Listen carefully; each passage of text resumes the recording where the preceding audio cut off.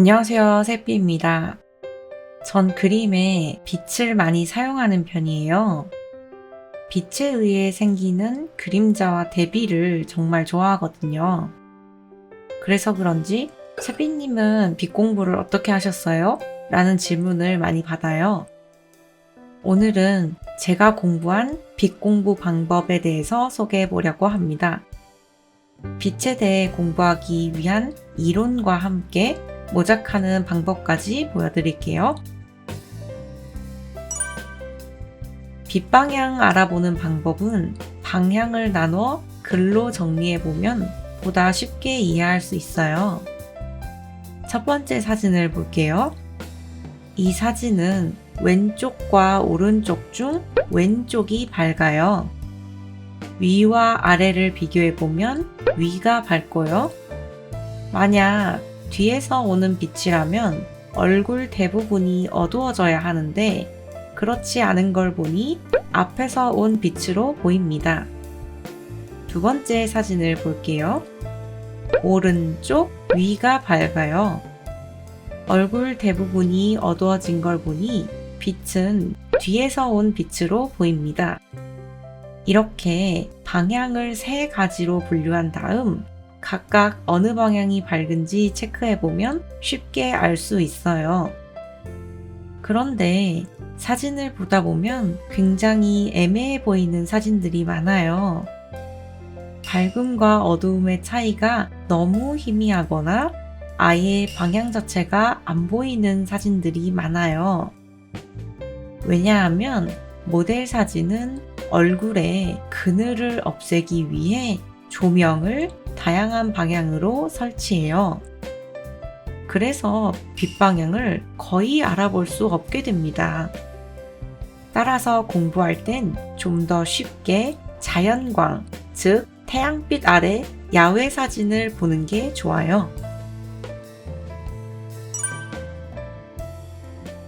인공광은 빛의 소스, 즉 광원을 중심으로 빛이 사방향으로 퍼져나가요. 태양 자체도 광원이라 빛이 사방향으로 퍼져나가는 것 자체는 같지만 태양이 지구로부터 너무 멀리 있어서 지구로 들어오는 빛 방향은 딱 하나의 방향입니다.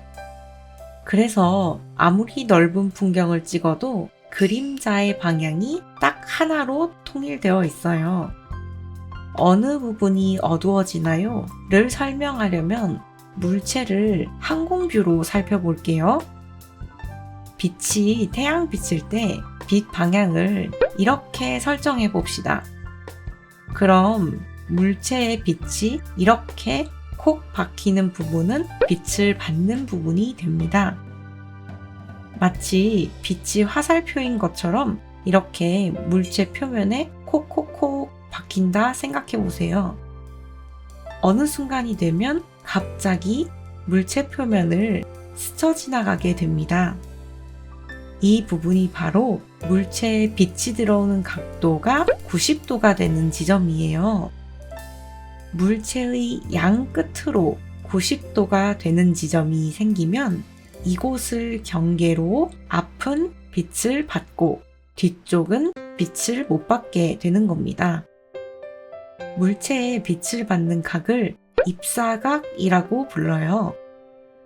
입사각이 90도가 된 부분을 경계로 빛을 받는 면, 빛을 못 받는 면이 되는 거예요. 잘 보면 반달이 되죠? 이렇게 빛 받는 면과 못 받는 면은 물체의 입장에서 보면 늘 절반은 빛을 받고 절반은 빛을 못 받아요.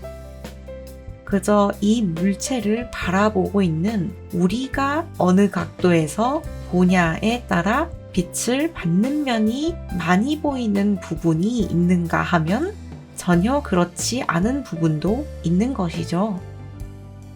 우리가 이러한 이론을 정확히 이해해야 하는 이유는 뭘까요? 바로 사진을 정확히 표현하기 위해선 지식을 알아야 하기 때문입니다. 기본적인 지식이 없이 사진 모작을 하게 되면 내가 뭘 하고 있는 건지조차 헷갈릴 뿐만 아니라 빛 표현을 잘못하게 되어 너무 밝게 그리거나 너무 타게 그리게 됩니다. 그러나 직접 그려보지 않고 사진만 눈으로 관찰한다고 해서 그림 실력이 좋아지진 않아요. 무엇보다 그림은 내 그림에 적용하는 것이 정말 중요하니까요. 그럼 본격적으로 사진에서 이를 찾아서 그려봅시다. 첫 번째, 우선 빛 방향을 먼저 분석합니다. 빛 방향을 분석하는 방법은 앞서 함께 했었어요. 이 사진은 왼쪽에서 오른쪽으로, 위에서 아래로, 앞에서 뒤로 가는 방향의 빛을 받는 사진이었습니다. 왼쪽, 위, 앞이 밝고 반대로 오른쪽, 아래, 뒤가 어둡게 됩니다. 화살표와 써둔 글을 옆에 남겨두고 참고하여 진행하면 큰 도움이 될 거예요. 두 번째, 위에서 분석한 라이팅 방향에 맞게 밝음과 어두움의 두 가지 톤으로 나눕니다. 이마에 오는 흰색, 턱 아래의 주황색 등 사진엔 다양한 색과 빛이 존재하지만 당장은 디테일한 밝음과 디테일한 어두움은 무시하고 밝음 혹은 어두움 딱 두 가지 톤으로만 나눠 표현합니다. 왜냐하면 나머지 미세한 밝고 어두움은 현재 사진에서의 가장 중요한 밝음 어두움이 아닌 다른 이유로 생긴 가능성이 높기 때문입니다. 작은 빛과 색상부터 찾다 보면 큰 빛을 표현할 수 없게 되니 순서대로 큰 빛부터 표현하려고 해보세요. 이때 레이어의 곱하기 속성을 이용해 어두움을 그려나가요. 내가 원하는 정도의 어두움을 표현하기 위해선 레이어 속성 중 불투명도를 조정하면 톤을 맞추기 쉬워요. 간혹 이 부분이 어두움인가? 애매하게 느껴지는 부분이 있을 거예요. 그럴 땐 실눈 뜨고 바라봐서 어두움 안에 묻혀 보이면 어두움으로, 밝게 톡 튀는 부분이 있다면 밝음으로 남겨두시면 돼요. 세 번째, 투톤으로 나눈 밝음, 어두움 외에 밝기가 달라지는 부분을 찾고 그 이유에 대해 고민해 봅니다. 이마에 맺히는 흰색은 이마가 반들반들해서 생기는 하이라이트입니다. 선글라스의 유리를 통과해서 생긴 반투명한 그림자가 뺨에 떨어지고요. 턱 아래는 가슴 부분이 빛을 받아서 반사된 반사광입니다. 귀 끝에 생긴 빛은 귀가 위를 바라보기 때문에 생긴 작은 빛이에요. 귀걸이는 왼쪽 위 흰색이 하이라이트, 그 옆으로 하늘이 반사되어 파란 부분이 보입니다. 아래로는 배경이 반사된 색이 보이는데요. 주변에 모래가 많나봐요. 모래 색상이 보이네요. 그 왼쪽으로 피부가 반사된 주황색이 보입니다. 라이팅의 다양한 속성을 공부해 이유를 정확하게 찾을 수 있다면 더욱 좋겠지만, 만약 내가 잘 모른다면 정답을 찾으려 하기보단 대충 이런 이유이지 않을까? 라고 추측해 보세요. 추측은 틀려도 됩니다. 그림은 과학이나 수학같이 정답을 찾는 게 중요하지 않아요. 적당히 맞아 보이게만 표현되면 그것으로도 오케이. 이렇게 내가 생각한 것으로 그림을 그리다 보면 그것이 쌓여서 스스로의 그림체와 스타일이 만들어져요. 그러니 너무 무서워하지 말고 추측하면서 즐겁게 그려보세요. 네 번째, 전체적으로 내가 모작한 사진과 비슷한지 확인합니다. 신나게 작은 요소들을 찾아 그리다 보면 사진보다 너무 강하게 표현되거나 반대로 사진에 비해 너무 약하게 표현되는 일들이 자주 있어요. 특히 빛과 색을 표현한 다음 확인 과정을 거치지 않고 바로 페인팅 과정으로 넘어가 버리면 나중에는 더욱더 그림을 고치기 어려워져요.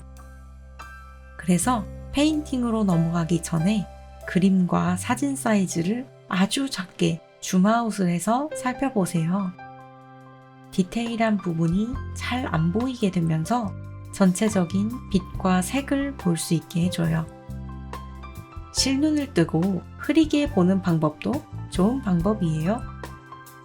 안경 쓰시는 분들은 안경을 벗고 보시는 것도 좋습니다.